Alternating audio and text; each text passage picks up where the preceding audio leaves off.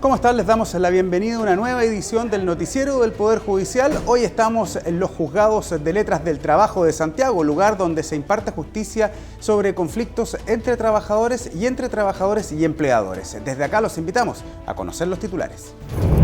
Corte de Apelaciones revierte decisión de banco que negó abrir cuenta por comportamiento histórico de clienta.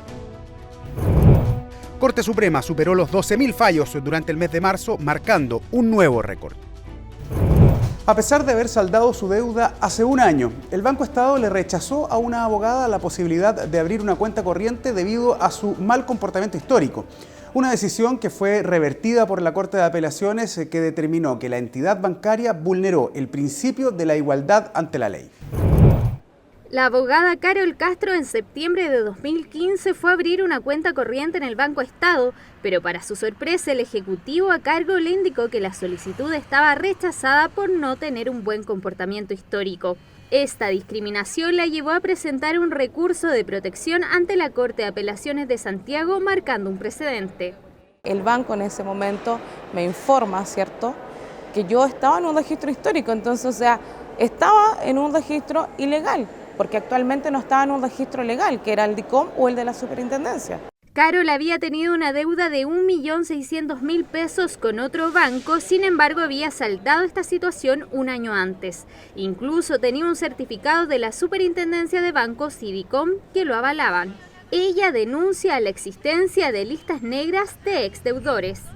Es una especie de información interna dentro de los bancos, donde efectivamente habría una especie de lista negra. E incluso a pesar de que esa persona ya, se limpió su antecedente financiero y podría estar nuevamente consiguiendo unos buenos puntajes para acceder a crédito. Un banco solo puede rechazar la apertura de una cuenta corriente o un crédito de consumo a una persona por excesiva carga financiera, inexistencia de patrimonio, entrega de antecedentes financieros inexactos, existencia de procedimientos judiciales o morosidad o protestos informados. No ha pagado no ha sido, por ejemplo, muy constante, por ejemplo, con las fechas de pago, se ha atrasado o ha pasado a cobranza, por ejemplo, su caso. La Corte de Apelaciones falló a favor de Carol, destacando la existencia de un registro oculto e ilegal. La cuarta sala determinó que la decisión del banco es irracional, discriminatoria, arbitral y vulnera las garantías constitucionales, es decir, el respeto y la protección de la vida privada. Todas las personas tienen el derecho de acceder, ¿cierto?, a una cuenta corriente y sobre todo de una empresa pública que es el Banco del Estado. Si es que no están en un registro, si es que tienen capacidad de pago, ¿cierto?, y cumplen todos los requisitos legales. El fallo marca un precedente puesto que reconoce la existencia de listas negras que actúan ilegalmente y que afectan a los usuarios que desean acceder a tener cuentas bancarias o créditos de consumo.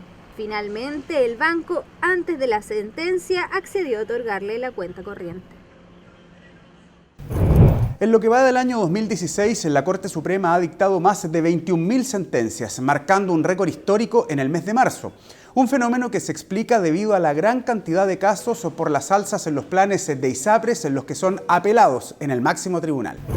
12.493 es el nuevo récord de fallos mensuales dictados por la Corte Suprema durante marzo. La cifra es explicada por la excesiva judicialización de la salud en las Cortes de Apelaciones, que obligó al máximo tribunal a sentenciar 11.356 recursos de protección apelados por las ISAPRES. El año pasado, el ingreso de protecciones de ISAPRE correspondía a 2/3 de la cantidad de causas que ingresaron a la Corte Suprema. Este es el reflejo de una situación que adquiere proporciones nunca antes vistas en el ámbito judicial por su extensión y la cantidad de personas afectadas año a año, que no ha tenido respuesta hasta la fecha por la vía legislativa, haciendo recaer en el Poder Judicial la solución de un grave problema de salud de carácter nacional.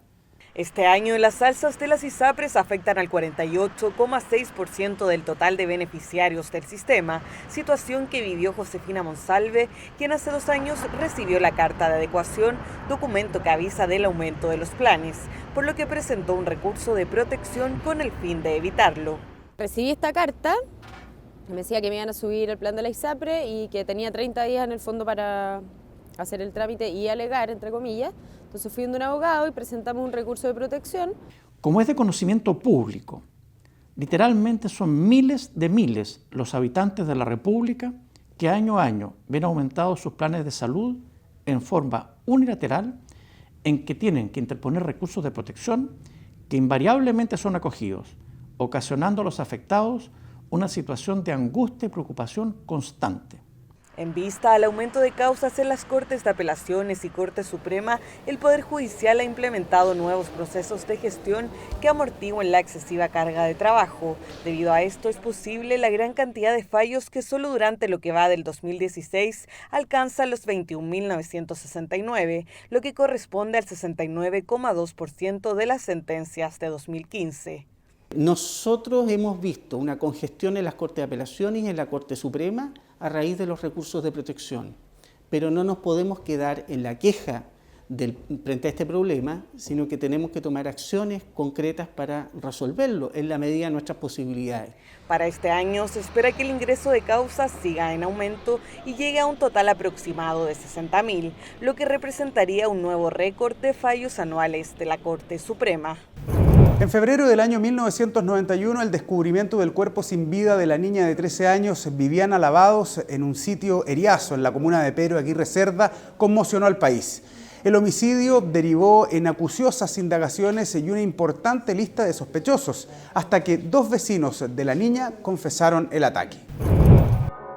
Era un caluroso martes de febrero de 1991 cuando el cuerpo de un adolescente fue encontrado bajo un colchón en un pozo arenero de Pedro Aguirre Cerda.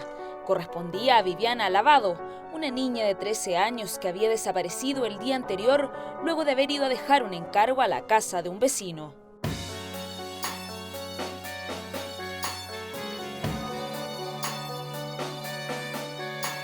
Rápidamente la noticia fue conocida por todos. Los medios de prensa especulaban con detalles del hallazgo y comenzó una pugna entre carabineros e investigaciones por encontrar al responsable del crimen.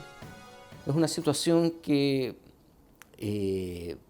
se da, no es a menudo que ocurre esta situación, pero a veces por falta de coordinación entre ambas instituciones puede llegar a ocurrir esta situación de descoordinación en los antecedentes que se tienen.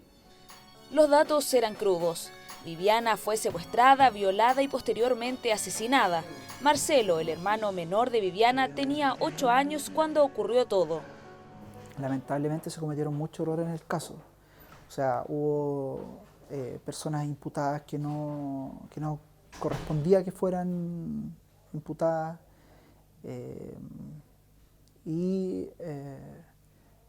todo el tema judicial fue lento. O sea, yo no recuerdo que haya sido un tema tan rápido. El primer sospechoso de la policía fue Danilo Pinto, quien confesó una supuesta autoría en el secuestro y asesinato de Viviana. Afirmó que la había retenido en el hospital abandonado Chagavía para luego matarla y trasladarla al sitio Eriazo.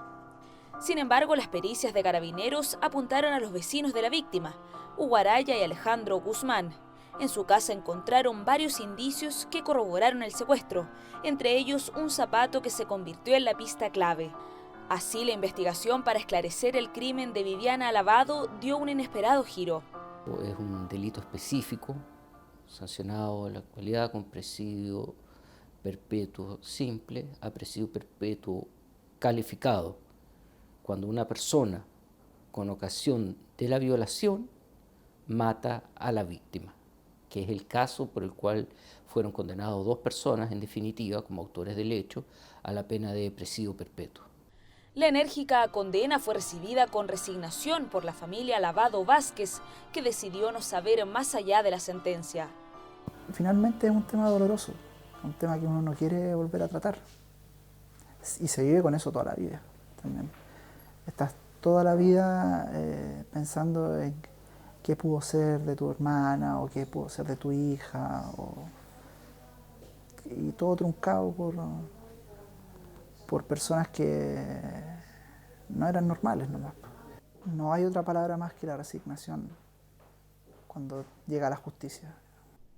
En la actualidad, la Municipalidad de Pedro Aguirre Cerda trabaja en la ampliación del Parque Interurbano André Yarlán, que contempla instalar áreas verdes en el lugar donde fue encontrada hace 25 años Viviana.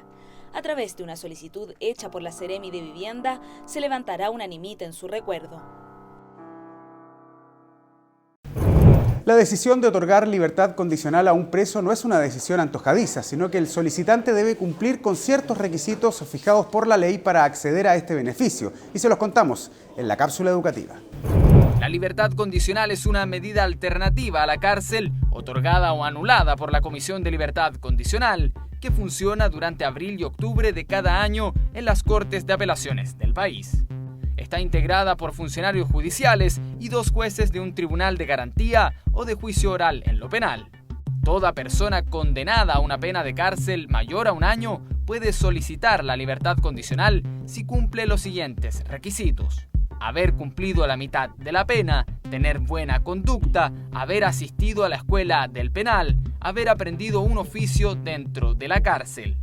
En caso que el delito haya sido parricidio, homicidio calificado, robo o violación con homicidio, infanticidio, elaboración o tráfico de estupefacientes o haya cometido abusos sexuales con menores de 14 años, se les exigirá el cumplimiento de los 2/3 de la condena.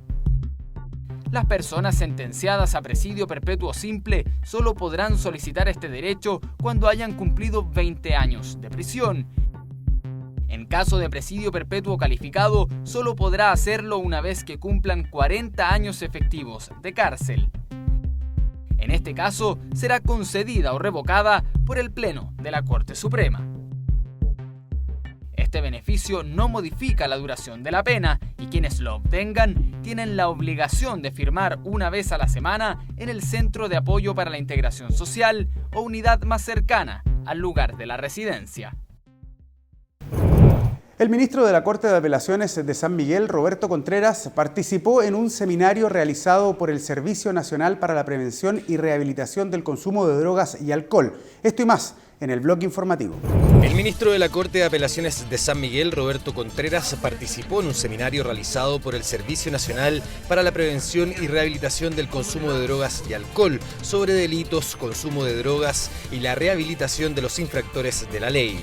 El ministro expuso que los tribunales de tratamiento de drogas han obtenido positivos resultados en adultos, pero que aún queda trabajar en los adolescentes, ya que en el último piloto la tasa de reincidencia fue de 50%.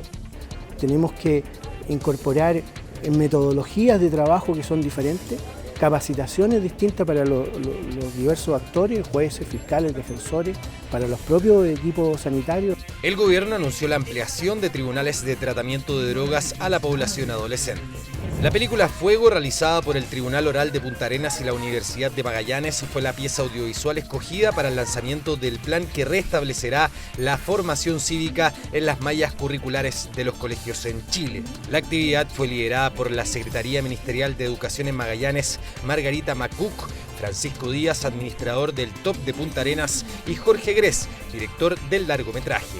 Las autoridades destacaron el aporte cultural de este largometraje que aporta a la educación ciudadana a través del rescate del patrimonio cultural. La formación ciudadana y derechos humanos son 2 aspectos que hacen parte de la formación integral de los estudiantes en términos de los valores que queremos promover a través de la escuela y del liceo, valores ciudadanos. Cobra mucha importancia porque desde la producción de esta película siempre se pensó en formación ciudadana. La presidenta de la Corte de Apelaciones de Antofagasta, Jasna Pavlich, encabezó el seminario sobre tramitación electrónica de esta jurisdicción. En la actividad fueron expuestos los alcances de la ley y los beneficios que tendrá para jueces, funcionarios y litigantes. El 31 de marzo del año 2008 comenzó de manera gradual a implementarse la reforma laboral que creó los tribunales del trabajo. Desde los juzgados de la calle San Martín en Santiago nos despedimos, como siempre, dejando los invitados a que sigan comunicándose con nosotros a través de las plataformas digitales del Poder Judicial. Que estén muy bien.